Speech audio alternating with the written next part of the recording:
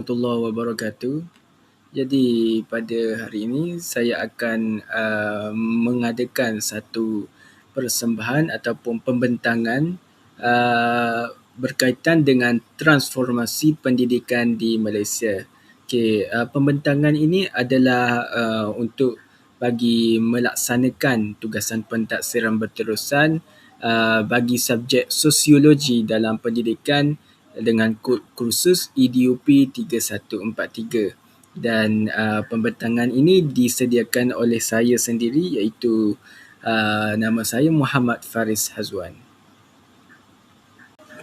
Terlebih dahulu izinkan saya memperkenalkan diri saya terlebih dahulu. Okey, nama diberi adalah Muhammad Faris Hazwan bin Riyadauddin. Saya merupakan pelajar program Ijazah Sarjana Muda Perguruan PISMP ambilan Jun 2023 hingga 2028.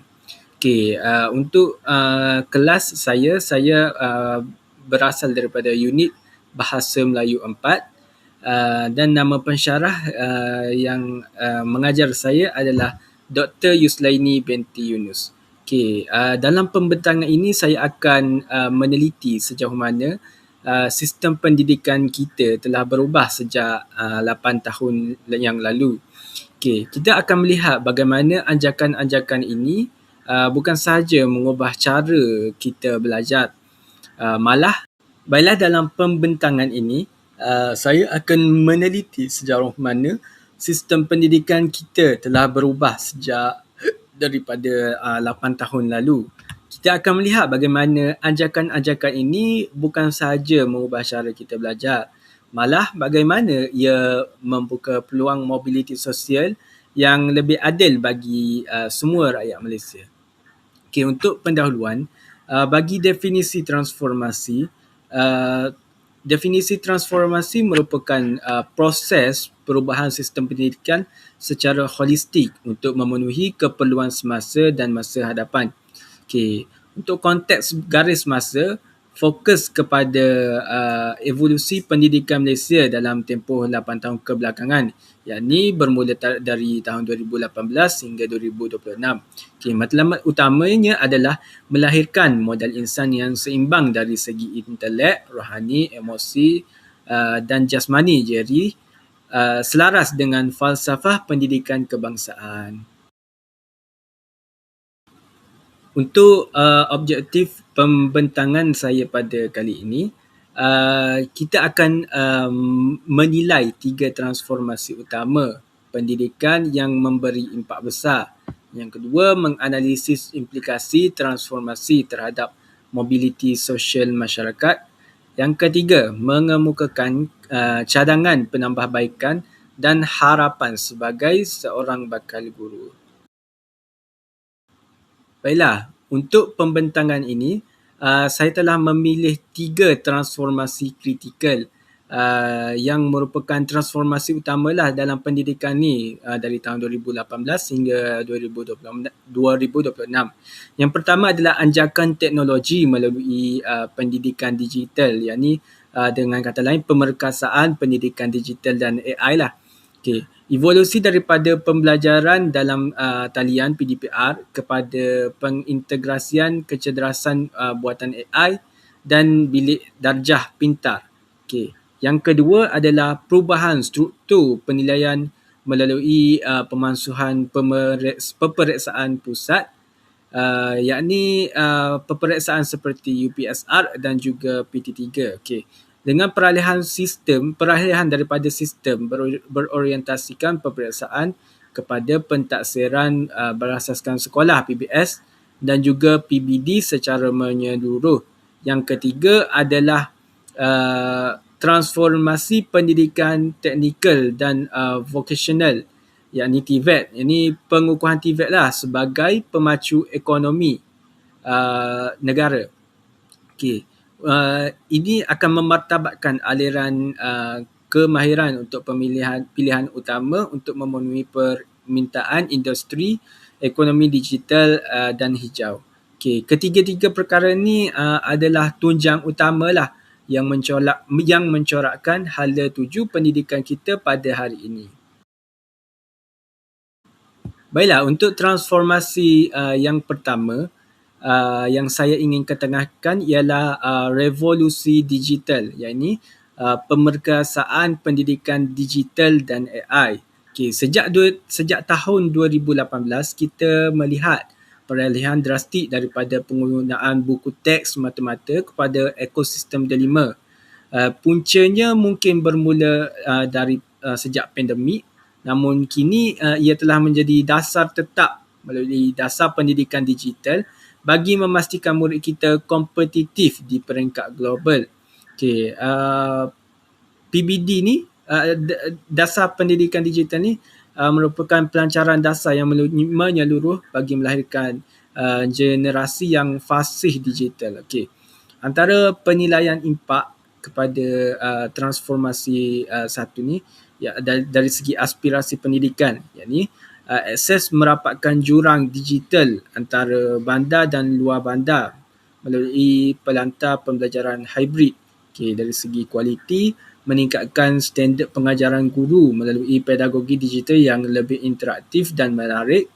Dari segi equity, ia dapat memastikan murid daripada keluarga B40 mendapat peluang akses teknologi yang sama melalui bantuan peranti kerajaan.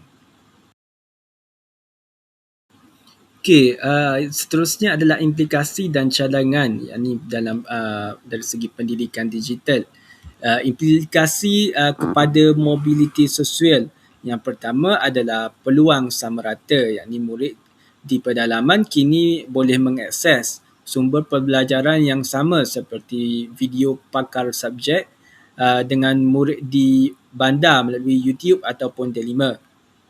Yang kedua, peningkatan kebolehpasaran, yakni kemahiran literasi digital membolehkan anak-anak keluarga daripada keluarga B40 menceburi kerjaya ekonomi gig dan sektor teknologi yang bergaji tinggi.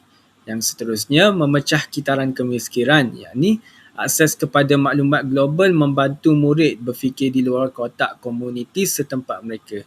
Okay, untuk cadangan penambahbaikan, latihan berterusan guru, yakni memastikan guru bukan sekadar tahu guna peranti tetapi mahir dalam pedagogi AI. Yang kedua, kestabilan infrastruktur, yakni memperluas capaian 5G ke kawasan titik buta internet agar tiada murid tertinggal. Okay.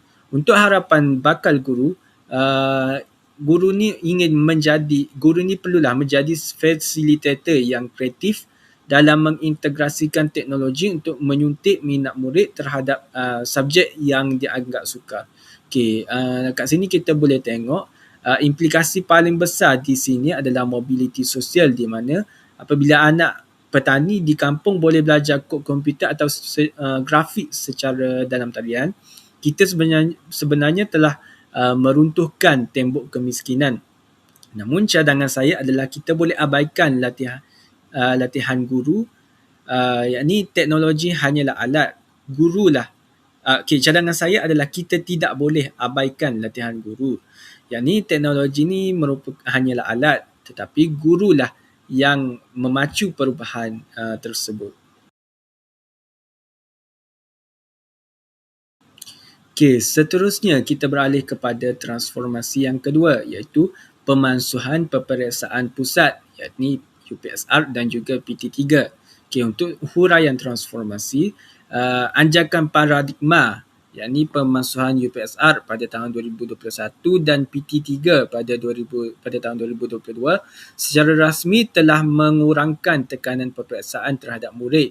Okey, pemerkasaan pentadsiran bilik darjah PBD, yakni penilaian berterusan yang melibatkan perkembangan murid secara formatif hari demi hari berbanding sumatif sekali setahun. Okay, untuk transformasi ini juga ia memfokuskan kepada kemenjadian murid, yakni menilai dari segi aspek kognitif, efektif dan juga psikomotor secara seimbang menerusi PBS. Okay, untuk penilaian impak dari segi aspirasi pendidikan, untuk kualiti, guru mempunyai autonomi untuk mempelbagai kaedah pengajaran mengikut tahap penguasaan TP murid tanpa terikat dengan silibus peperiksaan yang tegak. Dari segi equity, murid tidak lagi dilabel gagal hanya berdasarkan satu kertas peperiksaan. Sebaliknya, bakat mereka dalam sukan dan kepimpinan turut diiktiraf. Untuk transformasi yang kedua ini adalah antara yang paling berani dalam sejarah pendidikan kita, dengan memasukkan peperiksaan pusat. Kita telah berlatih daripada budaya exam oriented kepada budaya pembelajaran bermakna. Kini, PBD ni menjadi nadi utamalah di sekolah, di mana setiap perkembangan murid dipantau dan dibantu secara peribadi oleh guru, tanpa tekanan grade peperiksaan semata-mata. Seterusnya, implikasi dan cadangan daripada pemerkasaan PBD, pentaksiran bilik darjah. Implikasi kepada mobiliti sosial. Yang pertama adalah kepelbagaian bakat, yakni murid yang kurang cemerlang dalam akademik, tetapi hebat dalam kemahiran teknikal, sukan atau seni, kini mempunyai peluang yang menonjol dan berjaya dalam bidang pilihan mereka. Yang kedua, keadilan sosial, yakni mengurangkan jurang antara murid yang mampu menghadiri kelas tuition insentif untuk skor A dengan murid yang kurang berkemampuan, kerana penilaian kini dibuat berdasarkan usaha harian di sekolah. Yang ketiga, dari segi kesihatan mental, di mana yang mengurangkan stigma gagal yang sering menghantui murid B40. Seterusnya, meningkat motivasi untuk terus kekal dalam sistem pendidikan. Cadangan penambahbaikan dari segi integriti dan keadilan guru, yakni memperkasakan moderasi PBD bagi memastikan penilaian guru adalah adil, telus dan tidak berat sebelah. Dari segi cadangan yang lain, pelaporan mesra ibu bapa, yakni guru mesti menyediakan sistem pelaporan yang mudah difahami oleh ibu bapa supaya mereka tahu perkembangan sebenar anak mereka tanpa grade A, B atau C. Harapan untuk bakal guru adalah guru ni berharap dapat membina persekitaran bilik darjah yang selamat, di mana murid berani melakukan kesilapan sebagai sebahagian daripada proses pembelajaran tanpa rasa takut dan gagal.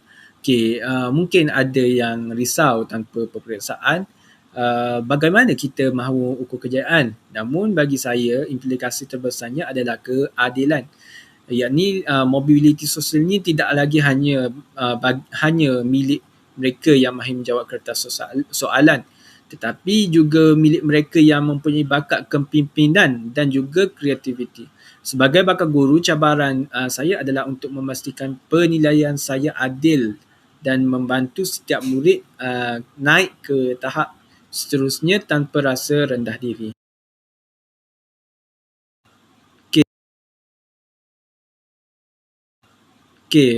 Untuk transformasi yang ketiga merupakan pemerkasaan pendidikan teknikal dan juga vocational, TVET. Untuk transformasi yang ketiga merupakan pemerkasaan pendidikan teknikal dan juga vocational, TVET. Untuk huraian transformasi, yang pertama dari segi penjenamaan semula, di mana transformasi ini mengangkat TVET sebagai pilihan utama, bukan lagi pilihan kedua untuk pelajar yang lemah akademik. Seterusnya, kolaborasi industri, di mana kerjasama erat antara KPM dan dengan syarikat gergasi seperti Proton, Petronas dan syarikat teknologi untuk memastikan silibus relevan dengan keperluan pasaran kerja. Satu laluan TVET, yakni Single TVET Rating, yakni penyelarasan kualiti dan sijil di bawah pelbagai kementerian untuk mengelakkan kekeliruan dan pertindihan. Dari segi penilaian impak aspirasi pendidikan, untuk akses ia lebih mudah, ia membuka lebih banyak pusat kemahiran di kawasan luar bandar termasuk Sabah dan Sarawak. Dari segi kualiti, graduan TVET ni kini memiliki kadar kebolehpasaran yang sangat tinggi, yakni melebihi 90% bagi sesetengah institusi. Dari segi relevan, ia memastikan tenaga kerja Malaysia bersedia untuk ekonomi digital dan industri 4.0. Okay, untuk transformasi yang ketiga ni, yang sangat signifikan dalam tempoh 8 tahun ini ialah arus perdana TVET. Okay, untuk dahulu, ramai yang menganggap sekolah vocational ni adalah untuk mereka yang tidak minat buku. Namun hari ini, aspirasi pendidikan di negara kita telah berubah. TVET adalah nadi ekonomi negara dan melalui transformasi ini, kerajaan telah menyelaraskan pelbagai institusi di bawah satu payung untuk memastikan kualiti graduan kita ni setaraf dengan piawaian antarabangsa. Okay, untuk implikasi dan cadangan transformasi yang ketiga ni, yakni pemerkasaan TVET ni, kita boleh tengok dari segi gaji yang premium, di mana graduan TVET kini mempunyai kuasa tawar-menawar gaji yang lebih baik kerana memiliki sijil kemahiran yang diiktiraf oleh industri, yakni SKM, Sijil Kemahiran Malaysia. Laluan kerjaya yang luas, yakni memberi peluang kepada anak-anak B40 untuk terus bekerja selepas sekolah atau menyambung ke peringkat ijazah dalam bidang teknikal. Okay, dari segi cadangan penambahbaikan, pendedahan awal untuk memperkenalkan elemen asas TVET awal sekolah rendah mungkin untuk menarik minat murid bukan hanya di peringkat sekolah menengah. Okay, teknologi terkini, yakni memastikan bengkel di KV dilengkapi dengan mesin dan perisian yang digunakan oleh industri sekarang. Contohnya seperti drone ataupun automasi. Harapan bakal guru, yakni guru ni ingin menanamkan rasa bangga dalam diri murid terhadap kemahiran tangan dan teknikal, serta menghapuskan stigma bahawa aliran TVET ni adalah aliran kelas kedua. Okay.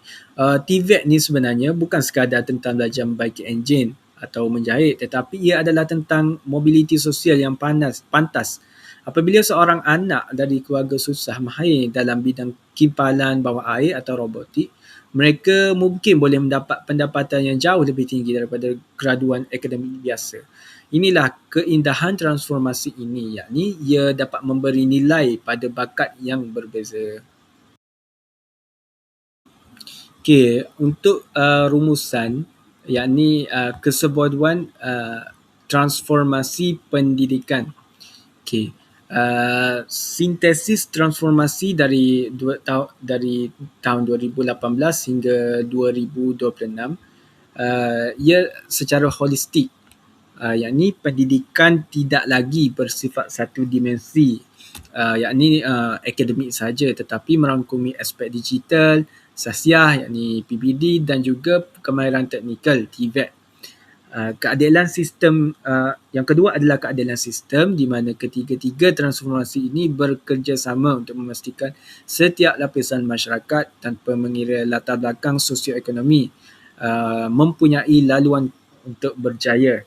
Yang ketiga, dari segi relevansi global, yakni Malaysia sedang membina sistem yang fleksibel dan berdaya saing bagi mendepani cabaran ekonomi global yang tidak menentu. Okay, kesimpulan utama, yang pertama, pendidikan digital sebagai pemungkin. Yang kedua, PBD sebagai pembentuk karakter dan potensi diri. Yang ketiga adalah TVET sebagai pemacu kerjaya dan ekonomi negara. Secara tuntasnya, ketiga-tiga transformasi yang saya bincangkan tadi bukanlah perubahan yang berdiri sendiri. Ia adalah satu ekosistem. Apabila kita digitalisasikan pendidikan, kita sebenarnya sedang memberi alat kepada murid. Yakni apabila kita masukkan peperiksaan, kita memberi mereka ruang untuk bernafas dan berkembang. Dan melalui TVET, kita memberi mereka hala tuju kerja yang jelas. Kesemua ini akhirnya bermuara kepada satu matlamat, yakni mobiliti sosial yang adil untuk semua. Okey, untuk seterusnya saya akan menganalisis cabaran dalam pelaksanaan transformasi ini. Okey, cabaran utama yang dihadapi yang pertama ialah jurang digital dan infrastruktur, di mana masih terdapat sekolah di kawasan pedalaman yang menghadapi masalah capaian internet yang rendah dan kekurangan peranti.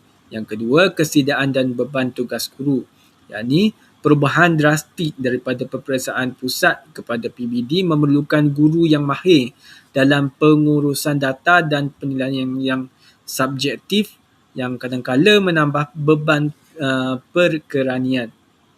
Yang ketiga, penerimaan dan stigma masyarakat, di mana segelintir ibu bapa ni masih berpegang kepada sistem lama, yakni berorientasikan grade dan memandang rendah kepada aliran TVET. Yang terakhir, dari segi kelestarian kewangan, di mana keperluan dana yang besar untuk menyelenggara teknologi di sekolah dan menaik taraf bengkel-bengkel vocational secara berterusan. Okay. Walaupun transformasi ini nampak hebat di atas kertas, kita tidak boleh menutup mata terhadap cabaran pelaksanaannya, yakni isu jurang digital di Sabah dan Sarawak misalnya, masih menjadi tembok yang besar. Begitu juga dengan beban guru yang kini perlu menjadi pentaksir yang teliti setiap hari. Memahami cabaran ini adalah langkah pertama untuk kita mencari jalan penyelesaian yang lebih baik.